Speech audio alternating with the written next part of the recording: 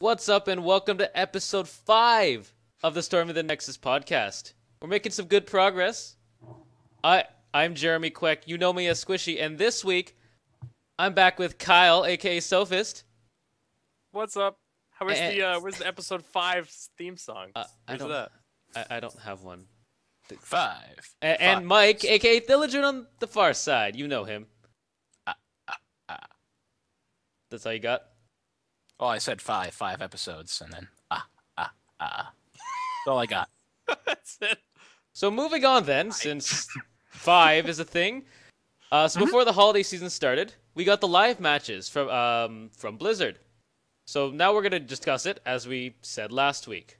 So for the first time, we got to see a full game on the Cursed Hollow map. Kyle, can you explain the basics of the map to us?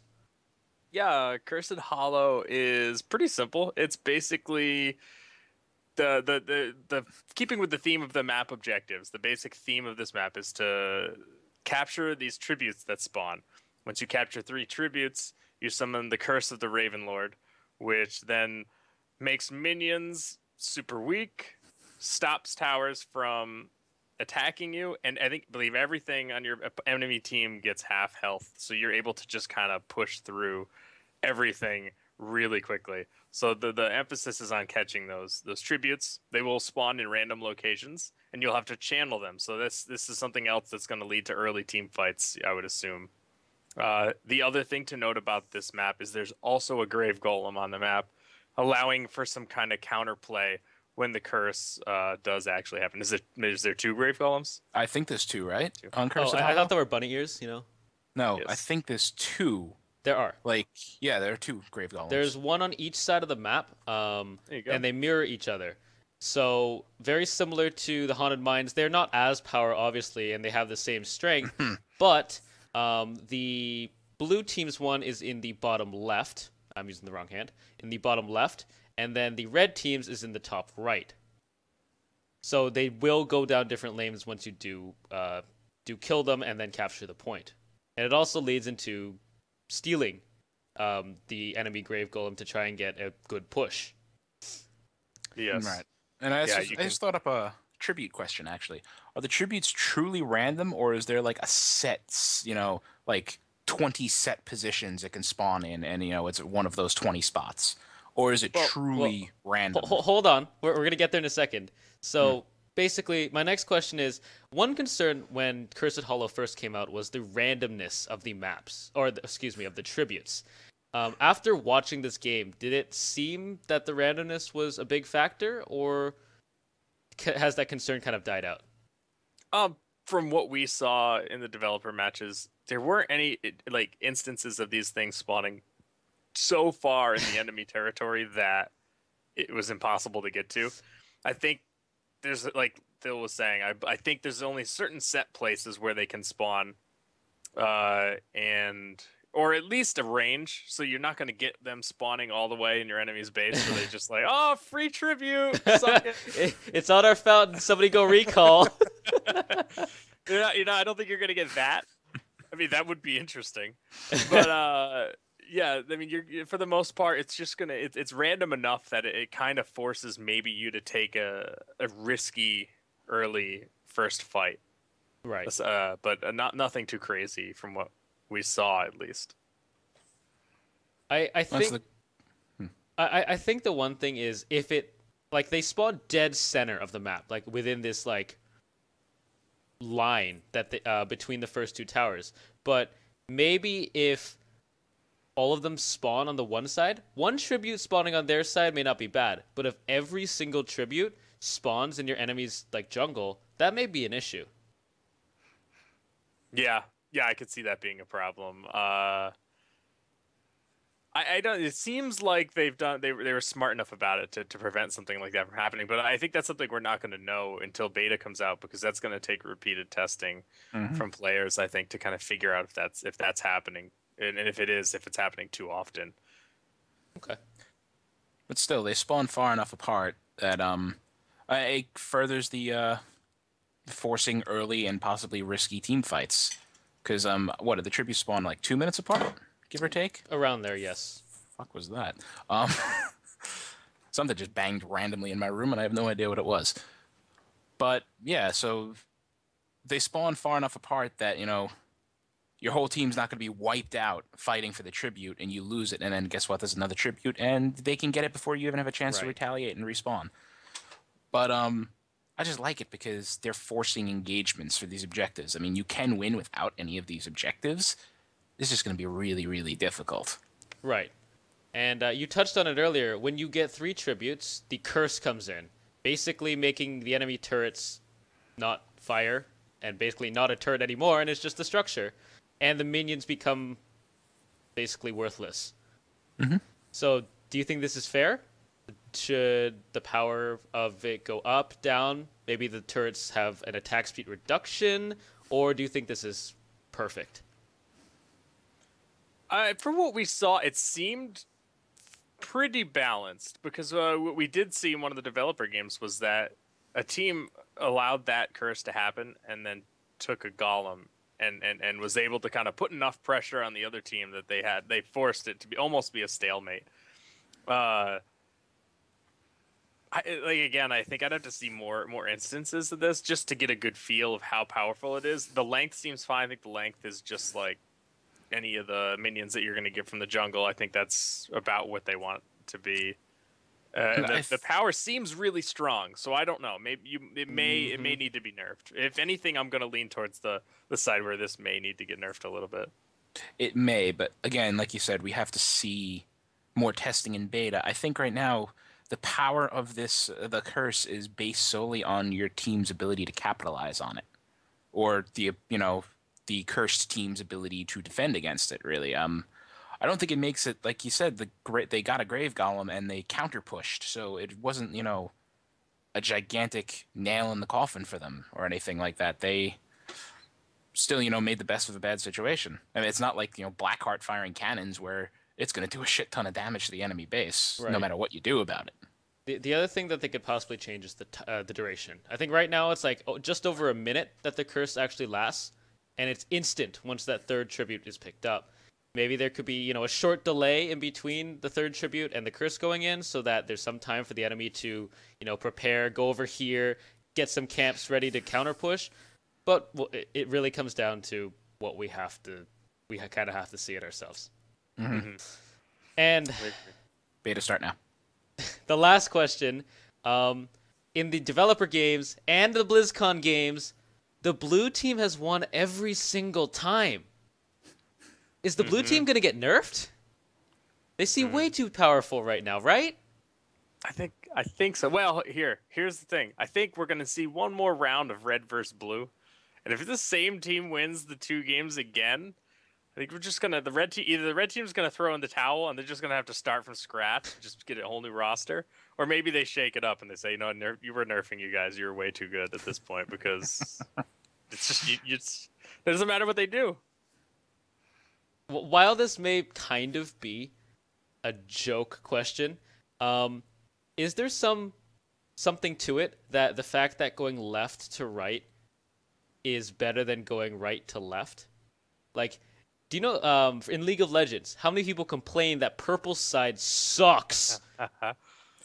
And the solution that people said is just don't play fixed camera. While it may somewhat fix the issue, I think the idea of going left to right, just in the way we read, just the way our society is. Mm-hmm. Is there something maybe to it?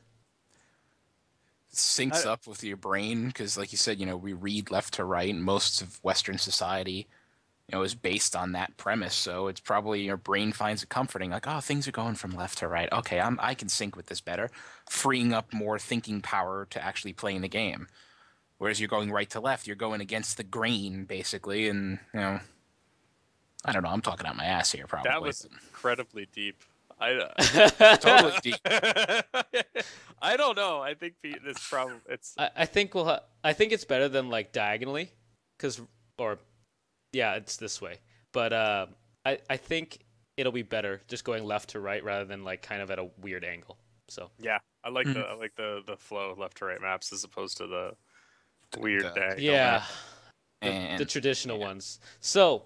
Last week we covered 2 of the new heroes that were not playable at BlizzCon, those being Sergeant Hammer and I forgot the other one for some reason. Zeratul. Zeratul, thank you, Mr. Stealthy. Hey. So this week we're going to be covering the warrior Muradin and the support Tyrande. So Mike, tell us a little about Muradin's abilities. Muradin's abilities. He's basically... Muradin in Warcraft 3 was a Mountain King hero for the humans/Alliance. So, and they're keeping most of his abilities the same, it seems. His Q is a Stormbolt. Anybody familiar with Warcraft? You target one enemy, you throw a glowing hammer at them, it hits them, they get stunned. Yeah, does damage, whatever. Pretty nice and concise. It says here that it does damage targets in an area. That's even nicer. Then you got Thunderclap, which is exactly like a warrior's Thunderclap in WoW. You just smash the ground, does damage, slows. I don't know if it's going to slow attack speed. In Warcraft 3, it slowed movement and attack speed. So it's possible that it will do both. We have to actually see more. It's kind of hard to tell from these videos attack speed debuffs. His E is a leap. Reminds me a lot of Heroic Leap, the warrior ability. Just, whoop, jump over stuff, land, do damage. It seems like a nice escape. We see him jump over a Nazaba zombie wall. Gets him out of that situation and into an even bigger pickle. And then Avatar grows in size. I'm thinking he does more damage and becomes tankier. And turns blue, right? I don't know. He turns a weird color, yeah. But I watched in the video when he attacks an Avatar, all of his attacks have like crazy yellow crackling lightning on them as he swings. So I'm guessing more damage. Okay. And in Warcraft 3, Avatar made the Mountain King totally immune to all magic damage and magic effects. So the only thing that could hurt him was physical. Okay, we'll have to see if that goes in. I don't know if they're going to stick to that because that would negate a lot. Yes, it would. And would be way overpowered. Okay.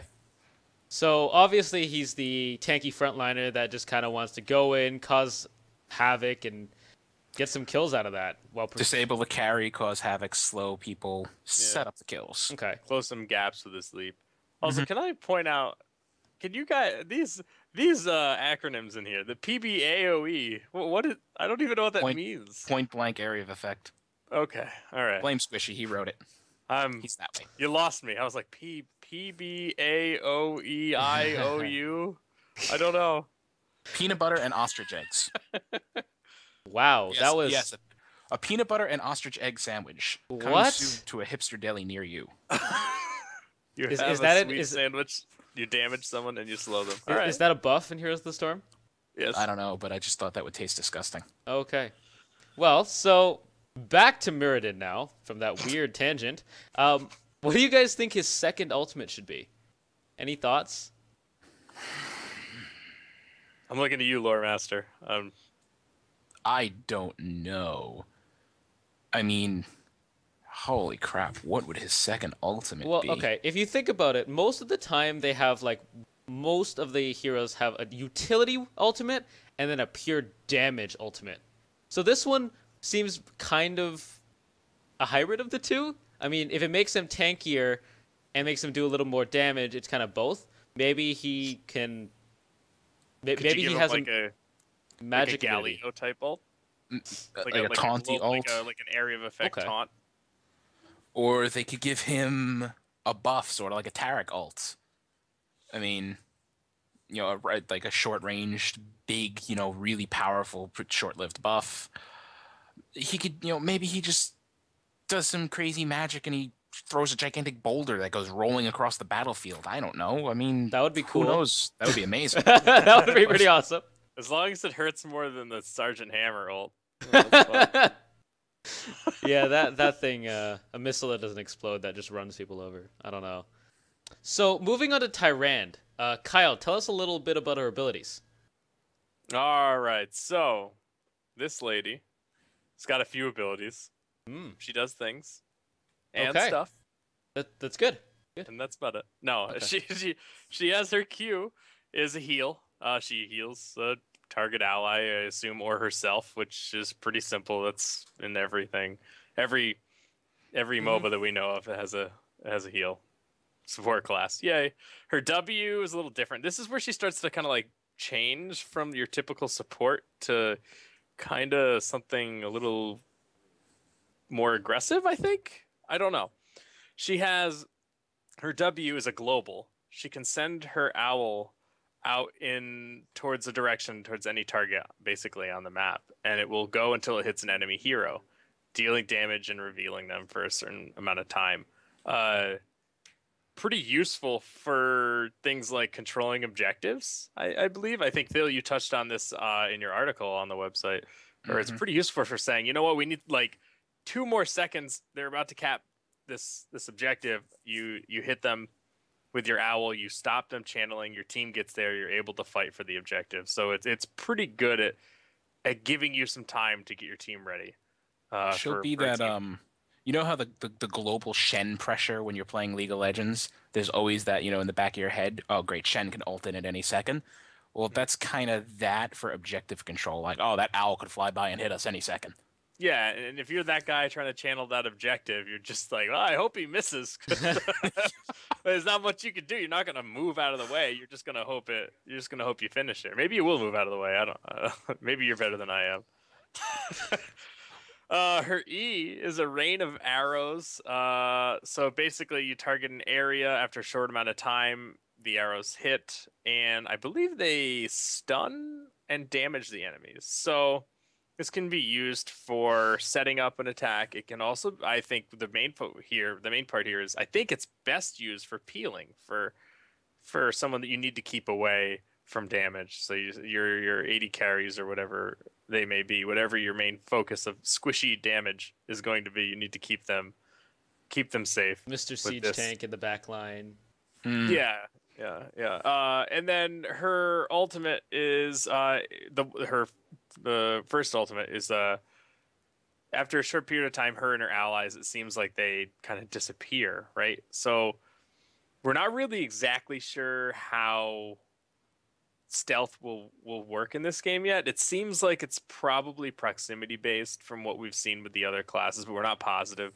But her ability to stealth everyone, it looked like, in an area around her is pretty impressive. I mean, that allows you to set up an entire team gank, right? You have one lane, and you want to run 2 or 3 people into that lane to surprise someone and get started and wipe a team and win a team fight before it even starts. You can be invisible and halfway in the lane before people realize you're there.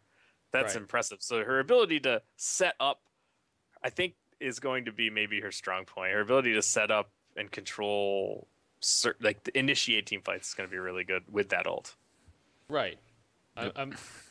She kind of has a lot of uses. Like you said, she has global interrupt pressure on objectives. She can initiate from the shadows. I mean, suddenly an entire team's in your lane when you didn't see them. That would be pretty scary, I've got to imagine. Just farming away and then, boom, 5 people on top. Yeah, or, oh crap, we didn't engage right. Yeah. Back off. Start again. Let's hit the reset button. Everyone invisible. All right, let's try this again. Like, that's pretty good. I think that's where she's going to shine. Given her other abilities are really good, but I think her ult is where she's really going to shine if used correctly. The other thing that I think's a little bit missed over by other people is the vision gain on her owl. I mean, there's no wards, there's only watchtowers, and those only cover very specific areas on the ground. I mean, if you think about Blackheart's Bay, there's the Grave Golem at the top, but it's blocked off by a wall of brush.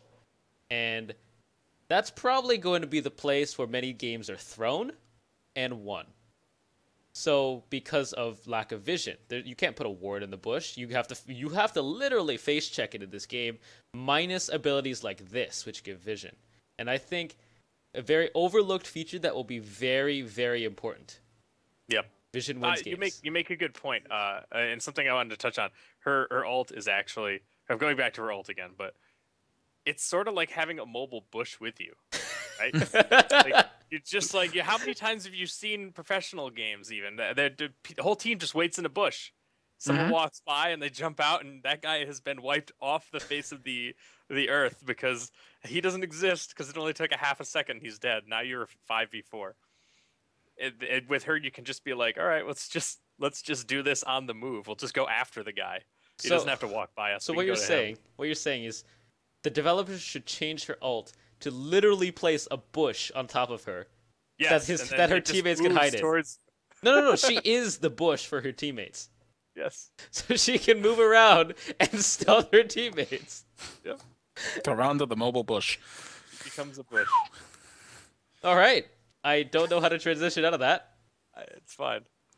All right. No transition needed. So, lastly, tomorrow, as of this recording, there will be a live Q&A session and a live developer shoutcast with Dustin Browder and Day 9. Day 9? You can submit your questions to the Q&A by mentioning @BlizzHeroes with the hashtag HeroesQA. And, I mean, have you guys submitted any questions yet? What do you guys want to learn from this Q&A? I want to learn a lot. The question I submitted, because all my other questions have already been submitted many, many times over, I asked, are we going to see any other completely, how the fuck do I play this? This is weird. What's going on heroes like Abathur? Like any that are just so far off the norm that their own unique play style that we haven't seen before. Okay. That's cool. Sophist?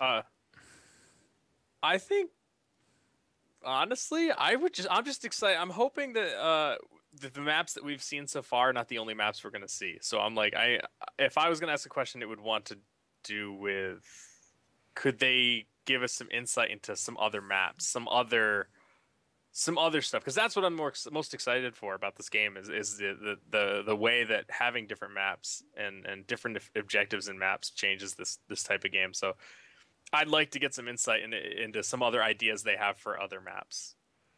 I know you're really excited about that, and I think the way you described it, it really, really could change the way these are played. I mean, if I have my team, I'm facing your team, we could go through and when you're watching other MOBAs, in like a best of 3, best of 5, best of 7, you're watching the exact same map over and over again with different champions. Mm-hmm. And sometimes that can get a little boring.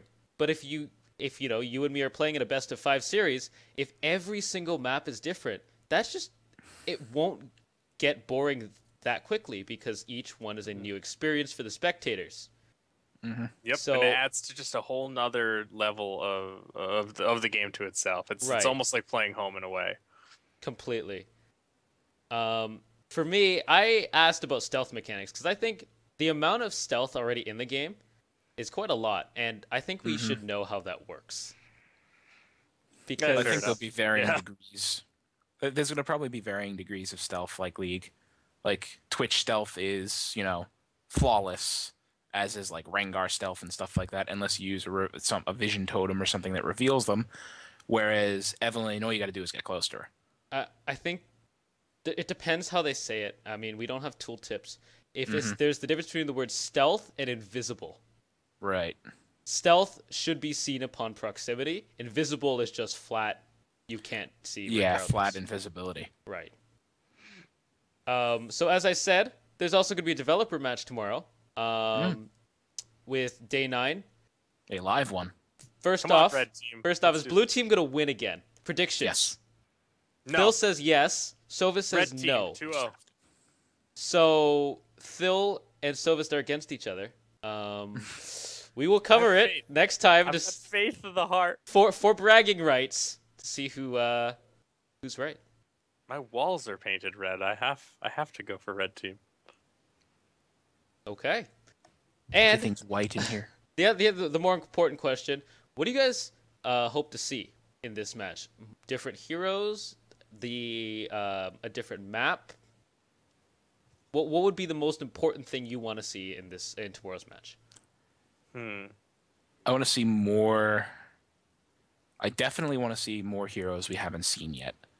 I'm excited to see how Thrall's going to play, because they stuck him in a support role. And I'm curious how they're going to do that. And, I don't know. The other one, what's her name? The other Zerg, the Broodmother. I can't remember her name. I know who you're talking about. Yeah, I want to see, is she another crazy Abathur-like thing? She's a brood mother. Is her focus spawning little minions and stuff like that? Like tons of them? Who knows? That and yeah, a new map would be amazing. I just can't imagine what it would be. Well, we haven't seen a full game on what would be the fourth one? We've seen Haunted Mines, Black Hearts, Cursed Hollow, and the Dragon Knight. Right, the Dragonshire. Dragonshire. So I think a full game on the Dragonshire would be nice, just to see how someone who's experienced, who has played the game many many times, handles it. Because I mean, you guys played it, but it was like what, twice max. I had fun with that dragon. I didn't even get a chance to play the Dragonshire, so. Yeah, you did, didn't you? I thought you were in that game with us. I played Black Booty Bay. Booty Bay. All I know is I punted somebody. I don't know. I think I punted Shaftnet across the map. All right. So that's it for this week. A little screwy due to sickness and stuff like that, but make sure you stay tuned. Find out the latest Heroes of the Storm news, hero guides, and articles at stormforgedheroes.com. There will be a link below in the description. And you can follow Kyle, aka Sophist, at The Real Sophist. And Mike from Staten Island, aka Thilladren. You follow him at Thilladren. And me, Jeremy Queck, and you can follow me at Squishei. And see you guys next time. Bye.